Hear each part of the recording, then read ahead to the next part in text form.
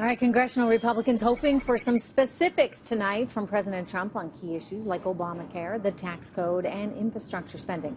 Now, all we know, so far anyway, is that his plan for a huge $54 billion surge in military spending and a slash to domestic programs and foreign aid is about as far as it's going. So his budget blueprint really leaves in place Social Security and Medicare. These are programs that make up more than half of the federal budget. Big chunk of it. So it really puts Trump in, frankly, direct conflict here with the Speaker, Paul Ryan, and other leading Republicans, conservatives who have been pushing for reforming these entitlement programs. A senior member of the Appropriations Committee, Congressman Mike Simpson of Idaho, says if you want to balance the budget, if you want to increase defense spending at some point in time, you got to touch entitlements. All you have to do is look at the numbers. This is not rocket science. Joining me right now is Tommy Binion from the Heritage Foundation, Dan Mitchell from the Cato Institute, and Trump advisor Steve Cortes. All right, it may not be rocket science, guys, but look, the reality is, Dan, he made a promise out there on the campaign trail, and he says he's a man of his word. He said he wasn't going to go touch these entitlements, that people's Social Security was safe. Is that what he has to follow through on at this point? The budget be damned? Well, what he said is that he wasn't going to cut entitlements. I'm hoping that means that he can at least slow down the rate of growth. The way I look at what we think we know of the Trump budget, it's going to be good, bad, good, and question mark. Good, less discretionary domestic spending. Bad, not touching entitlements. Good, tax cuts. And then what's he going to do? Is he going to do anything on the long-run growth? That's the problem. I got to tell you, I am impressed. I don't know if the viewer can hear all the sirens going on behind us, but we all certainly can. And Dan, you made it all the way through, just despite the noise. Anyway, you're making some good points here. Tommy, when you think about it, what's the reality when it comes to these entitlements and knowing that it makes up basically half of your overall budget? You know, do they need to be fair game? The reality is, if you want to preserve the entitlements and if you want to balance the budget, they need to be fair game.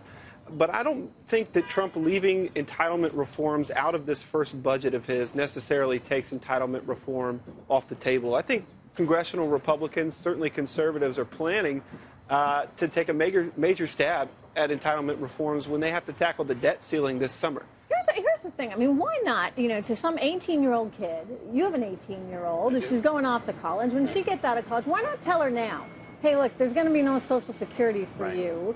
You're going to have to come up with your own alternative plan for retirement. I mean, couldn't you actually start to make some significant inroads by dealing with a younger generation of people? And Trish, I think to your point, by the way, if you talk to millennials, and I don't have data on this, but just anecdotally talk to them, I think they already assume that. They really do. So I don't think it's politically unfeasible. Now, I would say in terms of entitlement reform for people who are either currently receiving benefits or about to, totally politically unfeasible. Forget it. No, it's a non-starter. And, you know, Dan, I'm very sympathetic. I love the Cato Foundation. They're dependent on that money. Yeah, they're dependent on that money, and they elected him because he promised he would keep those checks coming. Right. And so I think that is not politically feasible in any sense. I think Trump correctly and aptly recognized that early on. Here's, I think, the answer. What you just mentioned, which is let's start dealing with younger people, and let's be very honest and realistic about where the math goes going forward. But here's the second thing. The math gets so much better if we grow. Because we haven't grown, and because the average worker's paycheck has not grown in this century. It's 2017, Trish. The average worker's paycheck hasn't grown yet in this century.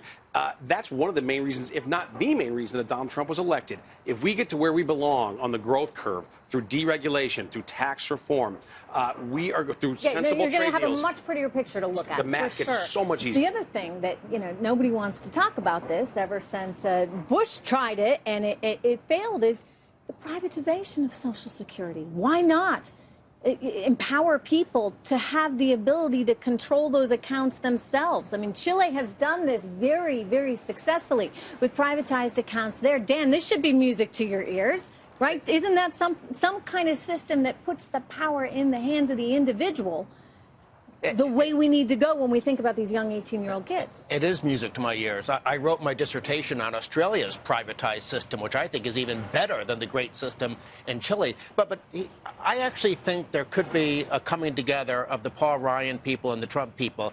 because Paul Ryan's budgets the last 6 years, they haven't touched Social Security. Now, they have addressed Medicare, but only for people 55 and younger. So I think Trump can be perfectly upfront about, I made this promise, we're not going to affect current seniors and, as noted, those near retirement, but let's begin to fix these programs for the long run. Now, ultimately, I would love to have Social Security in the mix as well, but that hasn't been in these House budgets. I think that's so important, too. Context is important here. In this city, Washington, D.C., all right, and I'm just a visitor here. In Washington, D.C., slowing growth is considered a drastic cut in this city. So even the fact that Donald Trump, that President Trump, is talking about slowing growth, I think, is monumental. So I look forward to hearing what he has to say tonight. If we grow the economy, not Washington, if we grow the economy that we were supposed to, then I believe we can make the math, the actuarial math, work for our entitlements. Well, the whole key in the long run, make sure government grows slower than the private sector. Right.